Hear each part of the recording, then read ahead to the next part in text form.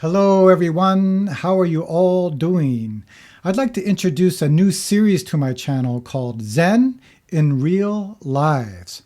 This is just a chance for me to talk to people who practice meditation or practice Zen, and they can share stories about how they got into Zen practice and how Zen has helped their lives. The first episode will be my discussion with Tom. Some of you know Tom if you've joined my live streams or if you're in the Patreon community. We had a good chance to talk and catch up, so I'd like to share what he had to say.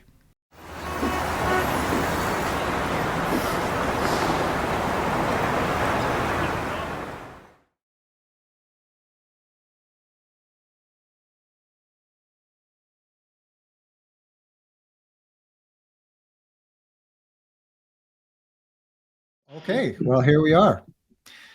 Zen in Real Life. I'm not sure if this is the title yet, but this is a new, series that I'm starting on my YouTube channel where we're going to be kind of talking to people about practice, life, all kinds of different things. So luckily, Tom, how do you pronounce your last name, Tom? Oh no, that is my fictional name is Chinese, Xiao Mao. And, Xiao Mao. Most people know you by that name because if you join any of the Empty Gate Zen Center live streams or the Patreon community, you'll see that. So anyways, welcome and thank you for doing this because we're just kind of testing this and see how it's going to go.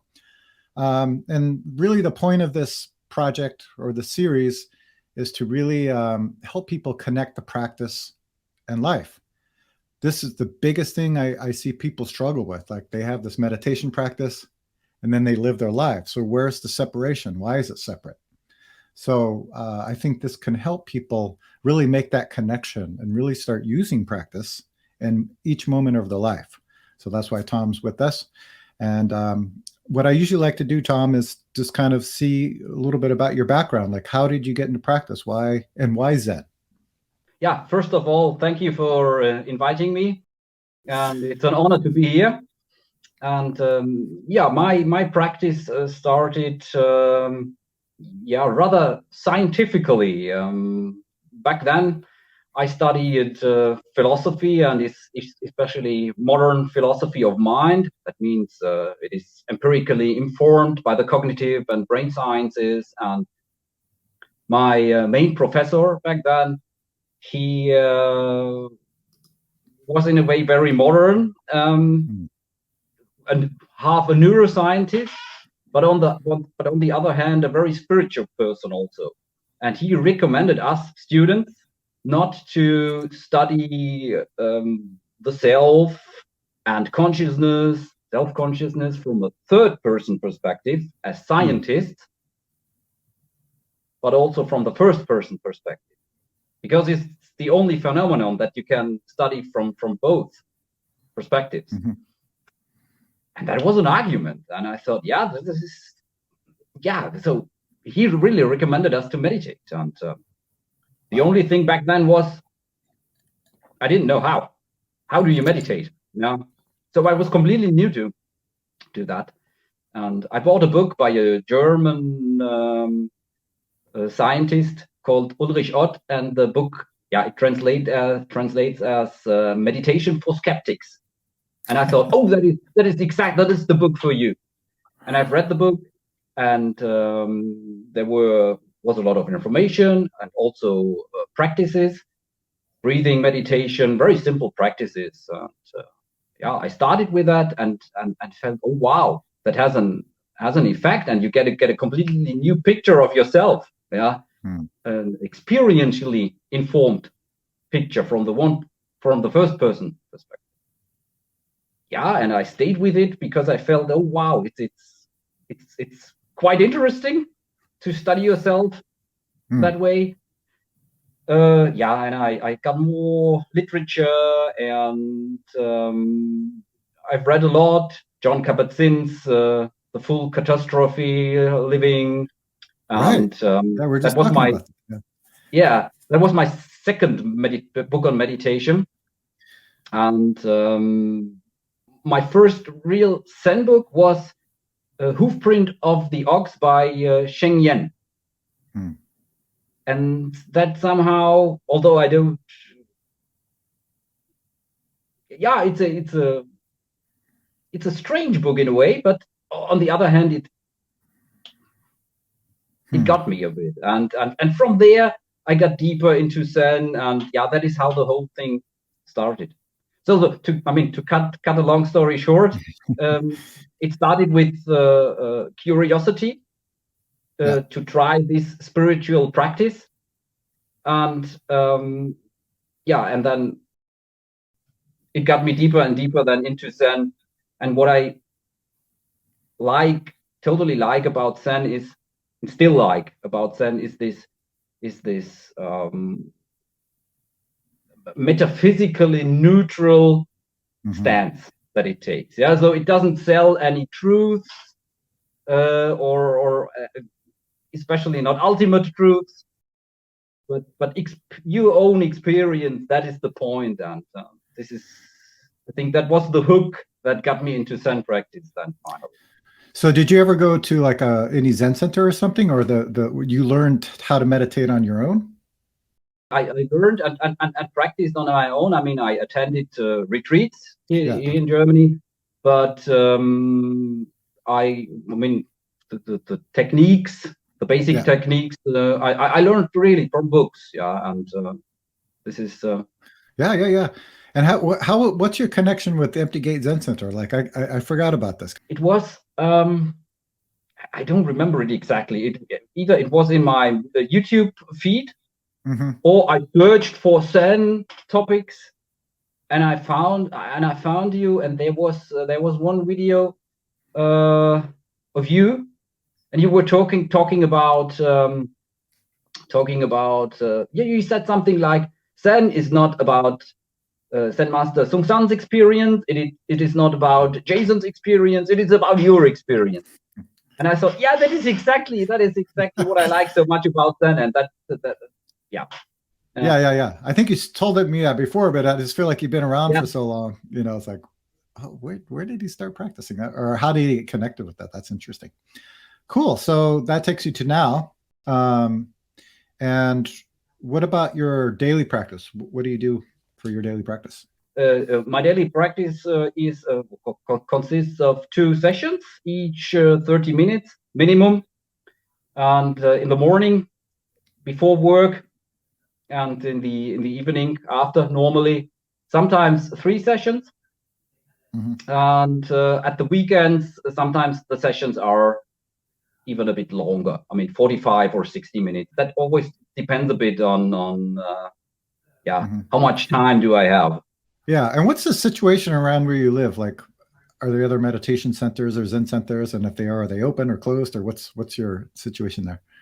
Yeah, no, I'm living in a very rural area, and for all those who don't know, I'm from Germany, more or less the middle of Germany, and in my direct environment here, there is absolutely nothing. Yeah, there are a lot of cows and a lot of horses, but which are can be great Zen masters at times. Right. Yeah, but here's nothing like Zen center or.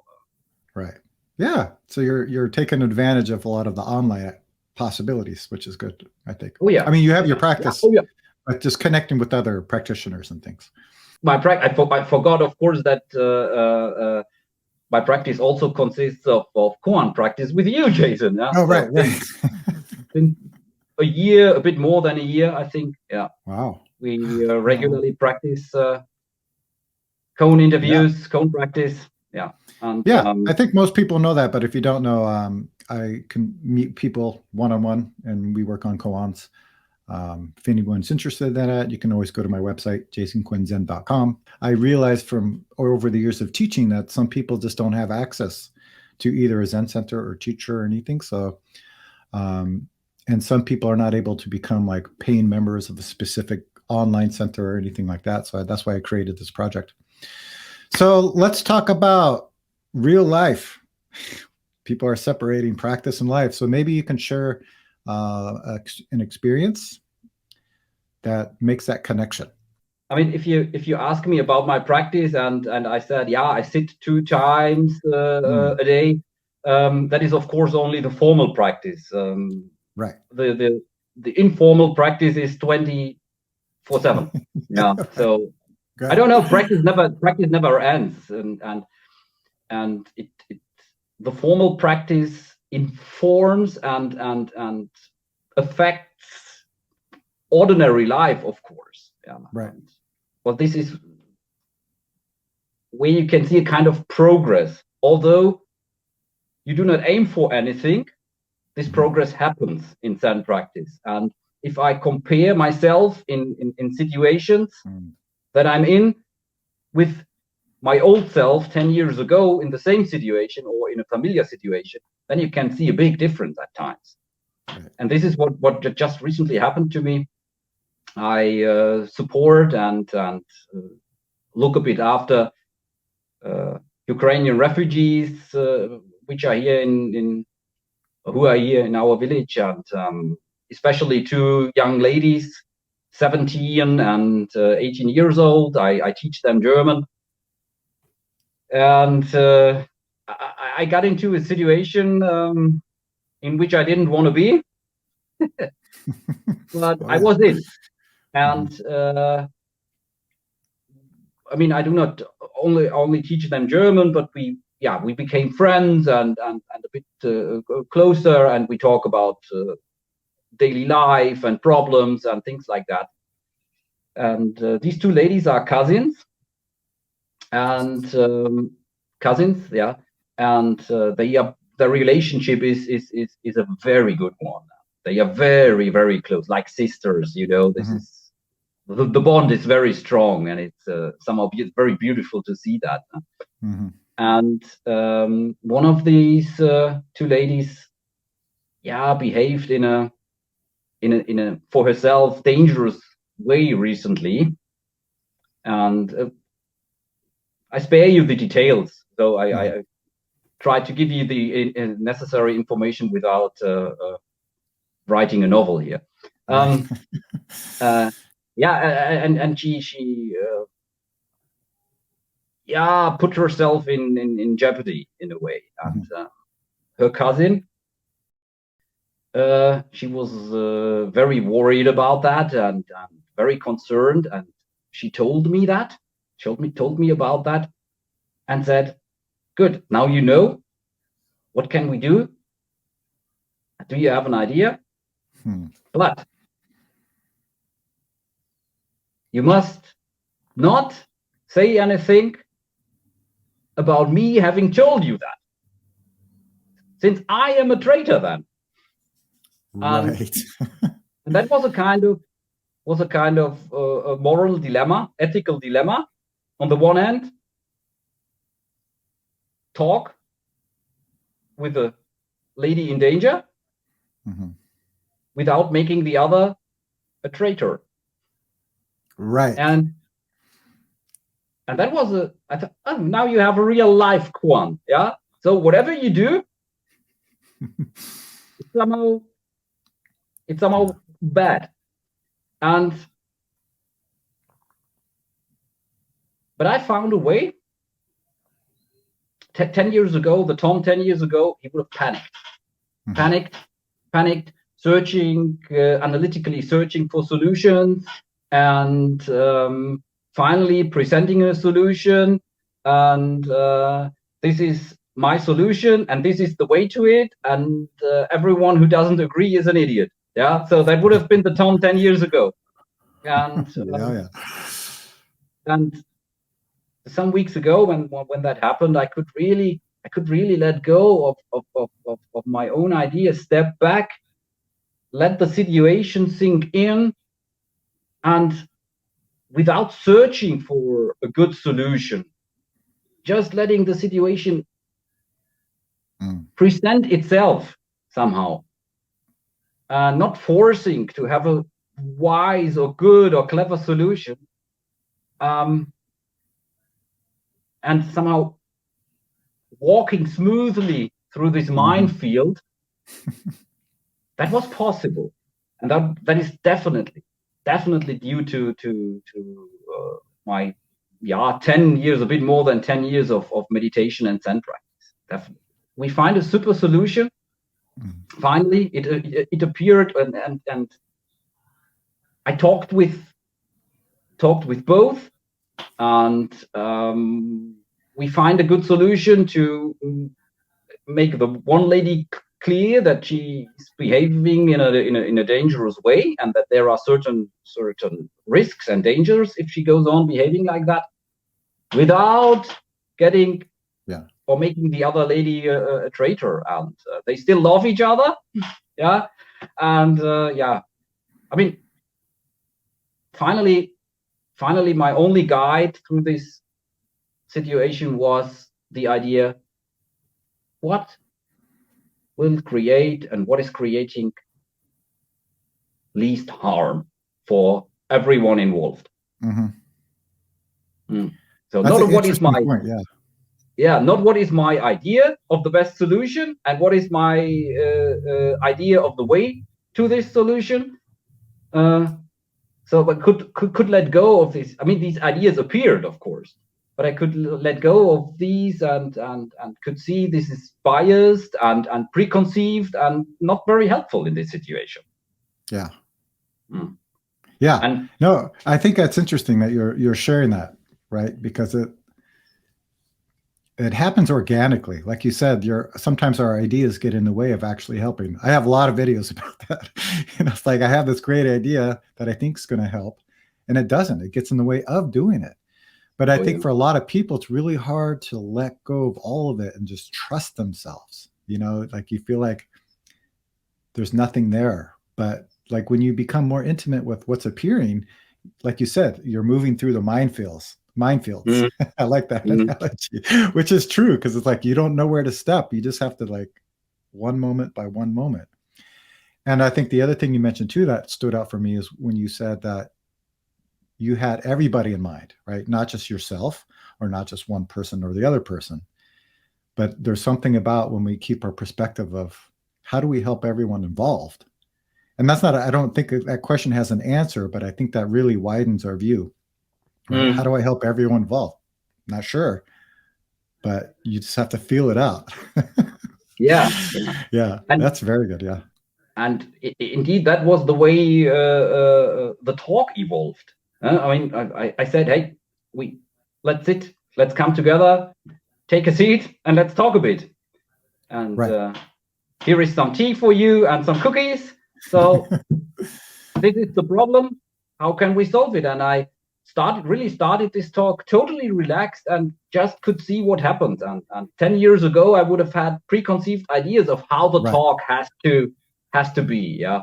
And here it was really, feeling my way through and finding my way through this minefield. And I think finally it was, I don't know if she will change her behavior. Exactly. Yeah. But at least she got to know that we worry, we see there is a certain danger, and that we worry not in order to I don't know, to annoy her, but because we are really concerned, and worried. And that was, I think, very helpful. Right. It's like planting a seed. We don't know what can happen. Like if you plant that seed and it's coming out of love, which it is, that really affects somebody, but we don't know. Like you said, you don't know if it's going to change or not, but someday something will open. Hopefully it's soon. Wow. Thank you so much, Tom, for sharing that experience with us. I think before we leave, maybe you can leave us with a quote that can help us. My favorite quote is certainly "meow" by my cat when I wake up in the morning. Yeah. Good. But recently I've read something, I don't know where, and a monk asked Master Chiang Feng. The monk asked, it is said that all the Buddhas of the whole universe enter one straight way into nirvana. I wonder where this way is. And Chiang Feng, he raised his walking stick drew a line, and said, "Here it is." All right, Tom, thank you so much for sharing that with us. Thank you, Jason. Let us know in the comments what you think about all of this. And if you'd like to join me, you can contact me at jason@jasonquinnzen.com. And Tom, we will see you very soon. Thank you. Thank you, everybody, for watching and listening.